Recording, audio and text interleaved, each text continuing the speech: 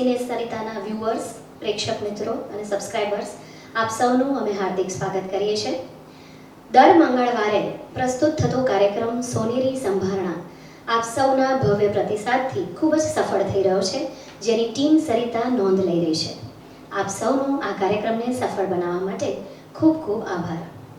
1932થી લઈને આજ દિન સુધી સિને સરિતા અવનવા કલાકસબીઓ કલાકારોને જનમાનસ સુધી પહોંચાડવા એક સુંદર મજાના સેતુ માધ્યમ તરીકે સાબિત થયો છે.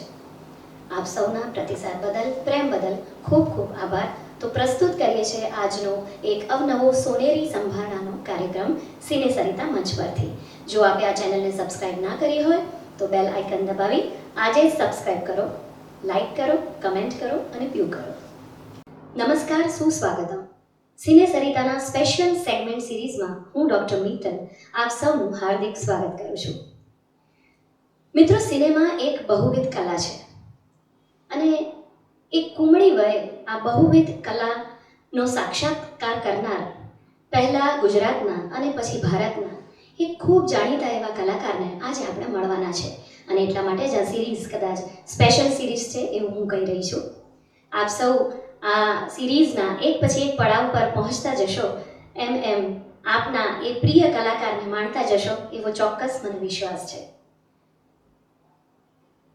મકરંદ શુક્લ, ગુજરાતના જાણીતા બાળ કલાકાર માસ્ટર મકરંદ, જે આજે હવે મિસ્ટર મકરંદ થઈ ગયા છે, આજે સિને સરિતાના સ્ટુડિયોમાં ખાસ ઉપસ્થિત છે. પોતાના 4 દાયકાઓથી પણ વધારે સિનેમા, નાટક, ટેલિવિઝન, ફિલ્મ, થિયેટર અને મલ્ટીમીડિયાના માધ્યમોમાં પોતે વિહાર કરી ચૂકેલા ખૂબ અનુભવી એવા કલાકાર આજે આપણી વચ્ચે ઉપસ્થિત છે. એમના આ 4 દાયકાઓને આપણે તબક્કાવાર માણવા છે, પણ પહેલાં આપણે એમનું સ્વાગત કરી લઈએ. તો Makarand Shukla, we welcome you to the studio of cine Sarita. Thank you so much Mittal. Cine સરિતાના આ માધ્યમ થકી મારી જિંદગીના આપે જેમ જણાવ્યું તેમ મારી કારકિર્દીના જે 4 સક્રિય દાયકા રહ્યા છે, જે દરમિયાન હું કલાની સાથે પ્રત્યક્ષ અને પૂરેપૂરો ગળાડૂબ જોડાયેલો રહ્યો. એ સોનેરી સંભારણા, આ સેગમેન્ટનું નામ પણ સોનેરી સંભારણા છે. તો આ સોનેરી સંભારણા આપ સૌ વાલા સિને સરિતાના દર્શક મિત્રો સુધી નિખાલસ અને નિર્ભેળ અને કોઈ જ ફિલ્ટર્સ વગર આજે આપની સાથે વહેંચવા માટે ખાસ આવ્યો છું અને એ મારા માટે આનંદ અને ગૌરવની બહુ જ લાગણી છે. તો મકરંદ, કેમ છો અને અત્યારે શું કરો છો? બસ જો 2024માં અત્યારે હું એકદમ મજામાં છું. આટલો મજામાં હું ક્યારેય નહોતો, કારણ કે ફરી એક વખત મારી કારકિર્દી જ્યારે શરૂ થઈ એઝ એન એક્ટર, ત્યારે જે આપણે એમ કહીએ કે ગુજરાતી સિનેમાનો એક સુવર્ણ યુગ ચાલી રહ્યો હતો અને ફરી પાછો એક નવો દિવસ છેલ્લા 5-7 વર્ષમાં ઉગ્યો છે ત્યારે, અને બરાબર આમ સૂર્ય તેના મધ્યાહને પહોંચી રહ્યો છે. કારણ કે આખી દુનિયા આ સોનેરી સંભારણાના સૌ દર્શક મિત્રો નહીં, પણ દુનિયામાં એક નિયમ છે કે સૌ ઉગતા સૂર્યને પૂજે.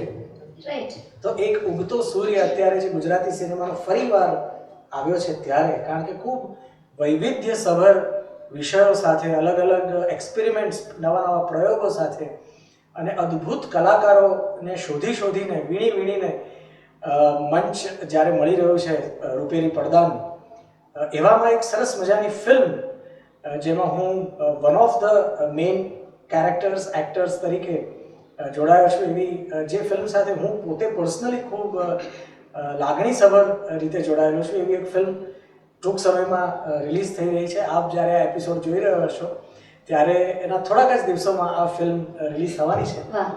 એટલે એને લઈને અમે એક્સાઇટેડ છીએ. ગામે ગામ ફરી રહ્યા છીએ, પ્રમોશન્સ ચાલી રહ્યા છે. એ સિવાય પણ બીજી ફિલ્મો છે, 4-5 ફિલ્મો રિલીઝ પર છે કાળાંતરે, સમયાંતરે. પણ અત્યારે my first love is my next upcoming and most exciting smart horror comedy film. અને એનું નામ શું છે? એનું નામ છે કારખાનું. વાહ. અને આ એક સ્માર્ટ હોરર કોમેડી ગુજરાતી ભાષાની ફિલ્મ છે. ફિલ્મને તો કોઈ ભાષા હોતી નથી એકચ્યુઅલી. આમ તો ફિલ્મ પોતે જ એક ભાષા છે, જેમ સંગીતની પોતાની એક ભાષા છે એવી રીતે વિઝ્યુઅલ મીડિયમ પોતે જ એક લેંગ્વેજ છે. પણ આ ગુજરાતી ભાષામાં બનાવાયેલી એક સર્વાંગ સંપૂર્ણ મનોરંજન પીરસતી અને મજા પડી જાય એવી ફિલ્મ છે કારખાનું. વાહ! તો આપ જે ફિલ્મની વાત કરી રહ્યા છો, if I am not wrong, social media પર મેં આના વિશે ઘણા પોસ્ટર્સ જોયા છે અને ઘણું બધું એનું ટ્રેન્ડિંગ ચાલી રહ્યું છે. અને આ સૌથી વધુ રાહ જોવાતી ફિલ્મ એટલા માટે છે કે એક નવો વિચાર અને એક ખૂબ જ નવા બડિંગ ક્રિએટિવ આર્ટિસ્ટ અને કલાકાર અને મેકર્સ અને પ્રોડ્યુસરની આખી એકદમ ફ્રેશ ટીમ છે ગુજરાતની, if I am not wrong. અને એ ટીમના પણ એક ખૂબ મહત્વના અંગ એવા પાર્થ મધુકૃષ્ણ, આપણે આજે એમને અહીંયા ઉપસ્થિત રાખ્યા છે, આજે એમને આમંત્રણ આપ્યું છે આ કાર્યક્રમમાં હાજરી આપવા, ખાસ કરીને આ સંવાદમાં ભાગ લેવા માટે. કારણ કે કારખાનું આ નામ અને આ પરિકલ્પના કેવી રીતે સાકાર થઈ પાર્થ? આટલો બધો ફ્રેશ વિચાર, આટલો બધો ફ્રેશ આઈડિયા કેવી રીતે આવ્યો? એક horror comedy itself is a very fresh idea. Smart, of course it's a smart film. Horror comedy હું નહીં કહી શકું, બટ કેમ કે સિને સરિતાના દર્શકોને થોડા સ્પોઇલર આપવાનું પસંદ કરીશ. એટલે કારખાનુંની આખી જે વાત છે એ લગભગ 2 વર્ષ પહેલા શરૂ થઈ. અમે 4 મિત્રો છીએ, બેઠા હતા અને અચાનક એક વિચાર આવ્યો કે આવું કંઈક કરવું છે. અને પછી એક સાહસિક વૃત્તિ તમે સમજી લો, અને અમે લોકોએ એના ઉપર લખવાનું ચાલુ કર્યું, કલાકારોને મળવાનું ચાલુ કર્યું, પોસ્ટ પ્રોડક્શન. અમે કોઈ ફિલ્મ બેકગ્રાઉન્ડ કે એવી રીતે કોઈ બેકગ્રાઉન્ડથી નથી, બધું શીખ્યા, જાતે શીખ્યા. અને 2 વર્ષની મહેનત પછી આ ફિલ્મ હવે રિલીઝ થવા જઈ રહી છે. મકરંદભાઈ, અર્ચન ત્રિવેદી છે આ ફિલ્મમાં, રાજુ બારોટ છે, કાજલ ઓઝા વૈદ છે, બધાએ ખૂબ સપોર્ટ કર્યો અમને. અને ફાઇનલી જ્યારે હવે આ ફિલ્મ રિલીઝ થવાની છે એટલે અમે બહુ જ એક્સાઇટેડ છીએ કે આ ફિલ્મ ગુજરાતી ભાષા, ગુજરાતી સિનેમામાં એક નવો આખો આયામ રચશે. બિકોઝ મેં કીધું એમ, ઇટ્સ અ સ્માર્ટ ફિલ્મ. અમે લોકોએ સ્ક્રિપ્ટ ઉપર બહુ જ કામ કર્યું છે. સ્ક્રિપ્ટ એવી છે કે લોકોને એમ લાગશે કે વાહ, આ કંઈક જુદું અને કંઈક તદ્દન આખો ફ્રેશ વસ્તુ છે. હું અત્યારે રિવીલ નહીં કરી શકું વધારે. સો બસ, કારખાનું એટલે અમારી 2 વર્ષની મહેનત સંપૂર્ણ. વાહ! અને કંઈક નવું કરવું એ જ ખરેખર તો નવી પેઢીની ઓળખ છે, આઈડેન્ટિટી છે. પાર્થ, મને જ્યાં સુધી ખ્યાલ છે તમે વાણિજ્યનો પણ અભ્યાસ કર્યો છે અને સમૂહ માધ્યમનો પણ અભ્યાસ કર્યો છે. તો આ બંને અભ્યાસક્રમને સાથે જોડીને આ એક ક્રિએટિવ પ્રોસેસ છે. તો એમાં તમને આ તમારો ફોર્મલ એજ્યુકેશન કેવી રીતે કામ લાગ્યું? આ અનુભવમાં તમે કેવી રીતે કંડાર્યો? એકચ્યુઅલી મારું એજ્યુકેશન બહુ કાઇન્ડ ઓફ લાંબુ રહ્યું છે. બેચલર્સ કર્યા પછી મેં MBA પણ કર્યું અને ત્યાર પછી મેં journalism and mass media communication કર્યું. ફિલ્મ મેકિંગમાં બંને વસ્તુ એટલી કામ લાગી, બિકોઝ MBA ના કારણે જેટલું મેનેજમેન્ટ છે, અને because film making it's a very technical term. મકરંદભાઈ ઘણીવાર કહે છે કે ઇટ્સ આર્ટ એન્ડ ક્રાફ્ટ, એનું મિશ્રણ છે. સો જ્યાં આર્ટને અમારે પૂરેપૂરું જસ્ટિસ આપવાનું હતું ત્યાં આર્ટને આપ્યું છે, જ્યાં ક્રાફ્ટને આપવાનું હતું ત્યાં ક્રાફ્ટને આપ્યું છે. યસ, ફોર્મલ એજ્યુકેશન બહુ જ હેલ્પફુલ રહ્યું. બેઝિક જે અમુક નિયમો હોય છે કોઈ પણ વસ્તુના, એ આજે ફિલ્મ મેકિંગ હોય કે બિઝનેસ હોય, બહુ જ હેલ્પફુલ રહે છે. અને તમે એક જ્યારે પાર્થ મારી પાસે પહેલી વાર આવ્યા ત્યારે એમનું લેપટોપ લઈને આવેલા. મને એમ કે આ લેપટોપમાંથી સ્ટોરી નેરેટ કરશે, પણ શરૂઆત એમણે કરી છેલ્લા 10 વર્ષની ગુજરાતી ફિલ્મોની એકચ્યુઅલ ઓફિશિયલ ડેટા એનાલિસિસનું આખી એક્સેલ શીટ, એક MBA જેમ કોમ્પિટિટિવ મેપિંગ કરે ને માર્કેટનું, અને દરેક આંકડા એમના ફિંગર ટિપ્સ ઉપર હતા, મું ઝુબાની હતા આપણે એમ કહીએ. સો અડધો તો હું ત્યાં જ કન્વિન્સ થઈ ગયો કે કોઈ વ્યક્તિ કોઈ પણ એક નવા ક્ષેત્રમાં આવતા પહેલા એનું R&D જ્યારે આટલું સરસ રીતે કરીને આવે છે. આપણે ત્યાં મોટે ભાગે શું થતું હોય છે કે એક દિવસ મને રાત્રે માતાજી આવ્યા સપનામાં અને કીધું 5-6 કરોડ રૂપિયા તારી પાસે વધારાના છે તો કંઈક ફિલ્મ બનાવો, અને પછી ફિલ્મ બની જતી હોય છે.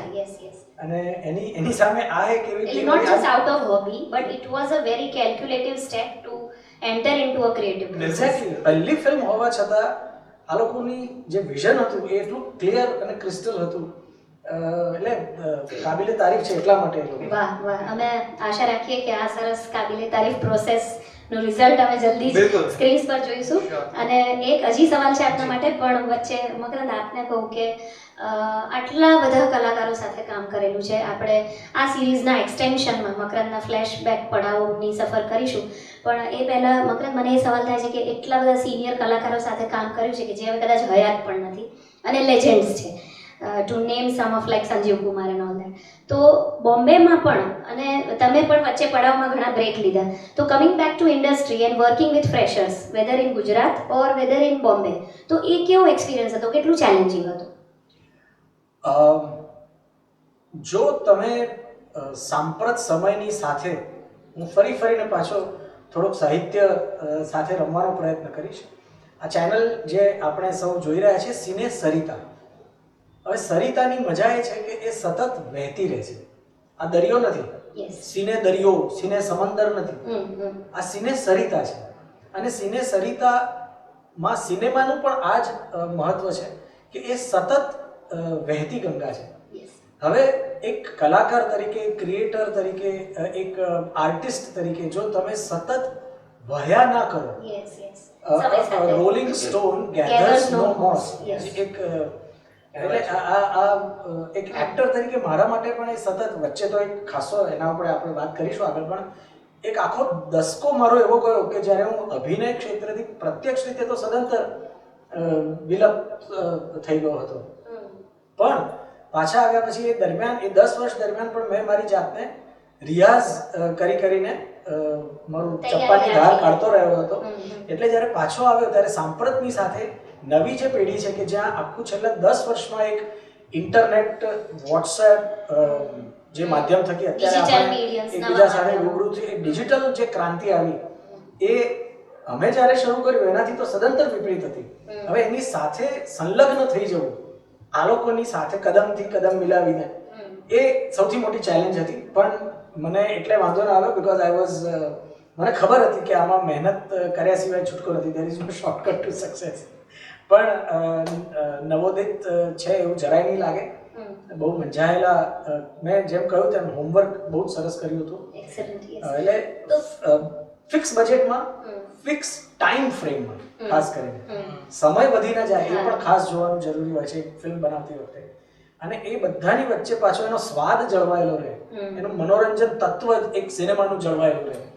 એ આર્ટ એન્ડ ક્રાફ્ટ માતા પિતા બંનેને સરખા ભાગે ન્યાય મળે છે આ ફિલ્મમાં.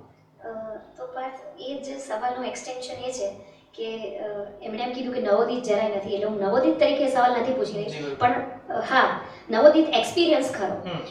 You went in to the process, right? And process is always exciting than the destination. એટલે what was a new learning for you from this process? કારણ કે તમે કેટલાક બહુ જ સિનિયર કલાકારોના નામ દીધા, મકરંદ સિવાય પણ, જે આ ફિલ્મ સાથે સંકળાયેલા છે. તો એ લોકોને જ્યારે અપ્રોચ કરતા કોઈ ખચકાટ થયો કે મનમાં કોઈ આશંકાઓ હતી? What was your learning experience from this entire process? So હું બહુ જ શોર્ટમાં આન્સર આપીશ ને, તો એવું છે કે છેલ્લા 2 વર્ષથી એક પણ એવો દિવસ નથી રહ્યો કે જ્યાં હું કંઈ નવું નથી શીખ્યો. સો ઇટ્સ મેં તમને જેમ કીધું તેમ, એ વિચાર આવવાથી લઈને એનું જે આખું એનાલિસિસ કરવાથી લઈને પછી બધાને એપ્રોચ કરવાથી લઈને pre production then shoot, everything is learning process for me and my team. સૌથી જે મજા આવી આખી વાતમાં એ છે, યસ, તમે જે કીધું ને અપ્રોચ કરવામાં ખચકાટ, તો લગભગ એવું બન્યું નથી. કેમ કે અમે લોકો જે સ્ક્રિપ્ટ લખતા હતા ત્યારે 3 કેરેક્ટર પહેલેથી અમારા માઇન્ડમાં નક્કી હતા કે આમને મારે અપ્રોચ કરવાનો છે. એમને અપ્રોચ મતલબ સમહાવ એમને ખબર પણ હતી કે આ લોકો આવવાના છે. સો એ બધું બહુ જ સારી રીતે રહ્યું. મકરંદભાઈનું આખું જે થયું ને, એ હું તમને જણાવું કે કેવી રીતે થયું. સો મારા મમ્મી, બીકોઝ ક્યાંક ને ક્યાંક પારિવારિક સંબંધોના કારણે મકરંદભાઈ જ્યારે વિદેશથી પાછા આવ્યા ત્યારે હું બરાબર માહિતી ખાતાની એક્ઝામ ક્રેક કરીને ક્લાસ 1-2 ની પ્રિપેરેશન કરતો હતો, ઇન્ટરવ્યુની પ્રિપેરેશન કરતો હતો. ત્યારે મમ્મીએ મને કીધું હતું કે તું એકવાર મકરંદભાઈને મળી આવ, કેમ કે તે ICCR-માં આવી રીતે હતા, એટલે કે ગાઈડન્સ લઈ લે, કંઈક સારું શીખવા મળશે. એટલે મેં કીધું ઓકે. ત્યારે હું ગયો નહીં, ત્યારે એકચ્યુઅલી મેં કોઈ એવી રીતે ના કર્યું. એન્ડ ધેન સમહાઉ હું વર્ષોથી ફેસબુકમાં ને એમાં ક્યાંક ને ક્યાંક ફ્રેન્ડ હતો, તો એક જે અમે જે કેરેક્ટર એમનું જે છે એ અમે લોકો શોધી રહ્યા હતા કે આવું એકદમ પરફેક્ટ કેરેક્ટર કોણ મળશે. અને વન ડે હું કંઈક ફેસબુક મંત્રી રહ્યો હતો, અને એ જ શું કહેવાય, એ it's a divine spark. Mummy કંઈક બોલી કે મકરંદભાઈ તું મળી આવ હજી એકાદ વાર, તારે કંઈક આમ તને હેલ્પફુલ થઈ જાય. અને ત્યાં જ ફેસબુકમાં છે ને એમનું કંઈક પોસ્ટ આવી, અને પછી મેં કીધું યાર મકરંદભાઈને આપણે ટ્રાય કરીએ, શું કેવું છે. પછી મેં મારા જે ડિરેક્ટર છે ઋષભ ખાનકી, એમને વાત કરી કે આવી રીતે છે, એટલે મેં તો આપણે મળવા જઈએ. મારા પપ્પા થ્રુ એકવાર કોન્ટેક્ટ કરાવ્યો, મકરંદભાઈ કીધું પ્લીઝ વેલકમ, આવો ઘરે, અને પછી અમે એમના ઘરે ગયા, આખી એક સ્ક્રિપ્ટ સંભળાવી, અને બસ એ જ દિવસથી મકરંદભાઈ ઓન બોર્ડ થઈ ગયા. So it was a kind of કે ચલો એક ક્યાંક class 1 to officer it's a long process but it's a divine spark. Exactly મકરંદભાઈ ઓન બોર્ડ આવી રીતે છે. બટ યસ, બાકી પ્રોસેસ બહુ જ સારી રહી, બહુ બધું શીખ્યો. ઇનફેક્ટ આજે પણ હું શીખી રહ્યો છું, અને બસ શીખતા રહેશું, સારી ફિલ્મો બનાવતા રહેશું. બહુ સરસ. એક સર્જક માટે હંમેશા શીખતા રહેવું એ એપ્રોચ સર્વોપરી હોય છે. તો એક સવાલ એ થાય કે what is so unique about કારખાનું? કેમ કોઈ દર્શકોએ કારખાનું જોવી જોઈએ? સો અમે લોકો ઘણા બધાને અમે લોકોએ ટેસ્ટ સ્ક્રીનિંગ કર્યું છે, અને અમને જે કોમન રિસ્પોન્સ મળ્યો છે ઇટ્સ કે તમારી ફિલ્મ છે ને એ આપણા શરીરમાં અમુક કેમિકલ્સ રહે, ડોપામિન સૌથી પહેલા તો કે તમારી ફિલ્મનું જે આખું સ્ટ્રક્ચર છે ને એ બહુ જ ઇન્ટરેસ્ટિંગ છે. તો ક્યાંક છે ને શરૂઆત થશે, ડોપામિન 30-40 મિનિટે તમારું ડોપામિન એટલું હાઈ હશે, પછી સડનલી ડ્રોપ આવશે, અને છેલ્લી જે ક્લાઇમેક્સ વાળી આખી ઘટના છે એમાં જે ડોપામિન હાઈ થશે એટલે તમારી, એટલે હું આમ કહી શકું કે છેલ્લી 35 મિનિટ કોઈ પણ દર્શક, એ ફિલ્મ લવર હોય કે નોર્મલ દર્શક, એની આંખો એ સ્ક્રીન ઉપરથી હટશે, એટલું આખી વાત એવી જકડી રાખે છે. અને અગેન બેક ટુ સ્ક્રિપ્ટ બહુ મજબૂત છે, સ્ક્રિપ્ટ આખી યુનિક છે, કેરેક્ટર્સ બહુ બધા યુનિક છે, કેરેક્ટરના પ્રેમમાં પડી જ જશો તમે, ખાસ કરીને મકરંદ સરના, કારણ કે એ આવશે ને એટલે તમને આમ કંઈક એમ લાગશે એ કંઈક થવાનું છે. So it's a character and script. બહુ સરસ. એટલે વાત પરથી તો એમ લાગ્યું છે કે અત્યારે જ કંઈક જોવા મળી જાય તો સારું. એટલે હું એમ કહીશ કે પિક્ચર તો અભી બાકી હે મેરે દોસ્ત, પણ we can definitely see the teaser.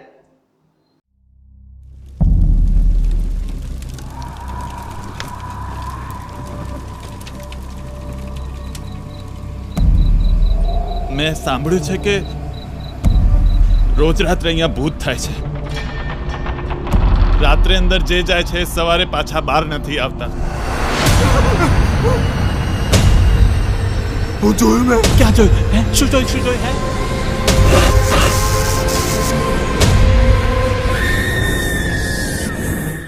અહીંયા તો ગંધ મારે છે કાકા. તે તારા માટે અત્તર દઉં?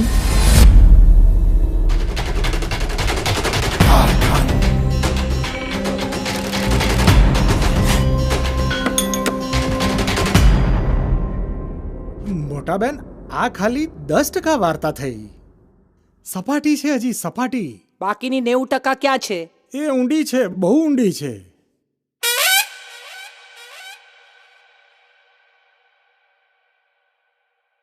યસ, તો ટીઝરમાં તો બહુ જ મજા પડી ગઈ છે, અને હવે ફિલ્મ ક્યારે જોઈ શકાય એ આપણે પાર્થ મધુકૃષ્ણને પૂછીએ કે આ ફિલ્મ અમે વિધિવત રીતે ટિકિટ લઈને સિનેમાઘરમાં ક્યારે જોવા જઈ શકીશું? 2 ઓગસ્ટ 2024 ના દિવસે આ ફિલ્મ રિલીઝ થઈ રહી છે. એન્ટાયર ગુજરાત અને મુંબઈમાં આ ફિલ્મ રિલીઝ થવાની છે. વાહ. હોપફુલ કે ફિલ્મ એટલી સારી થાય કે પછી અમે લોકો આખા ભારતમાં પણ આને રિલીઝ કરી શકીએ. ક્યા વાત હે, આમીન. જી. એટલે 2 ઓગસ્ટ 2024 તમારા નજીકના સિનેમાઘરોમાં આવી રહી છે કારખાનું. તો પાર્થ મધુકૃષ્ણ PMK, ખૂબ ખૂબ શુભેચ્છાઓ ટુ મરકટ બ્રોઝ એન્ડ ટીમ. પાર્થને આપ સૌ સોશિયલ મીડિયા પર ખાસ જોયા હશે, એ પણ કંઈ ઓછા ઇન્ફ્લુએન્સર નથી, ખૂબ સારા રાઇટર અને કલાકાર છે. તો અમારી અઢળક શુભકામનાઓ સિને સરિતાની આપની સાથે છે. We wish all the best to the team, and comment બોક્સમાં આપને ટીઝર કેવું લાગ્યું, આ મુલાકાત કેવી લાગી, અને કારખાનું ફિલ્મ કેવી લાગી એ ખાસ પાર્થ મધુકૃષ્ણના સોશિયલ મીડિયા પર જરૂરથી જણાવશો. Thank you very much. તો મિત્રો, સિને સરિતાના આ મકામ પર આપણે આ પડાવ પર મકરંદ શુક્લના વર્તમાન વિશે અને વર્તમાનના સાથી કલાકારો સાથે મુલાકાત કરી. આશા છે આ કડી આપ સૌને ખૂબ પસંદ આવી હશે, અને અમારી સાથે જોડાયેલા રહો. આવતા અંકમાં આપણે જોઈશું મકરંદ શુક્લના વધુ એક પડાવ વિશે. ફ્લેશબેકમાં જઈને માસ્ટર મકરંદ સાથે કરીશું કેટલીક મેમોરેબલ વાતો. ઓનલી ઓન સોનેરી સંભાવના.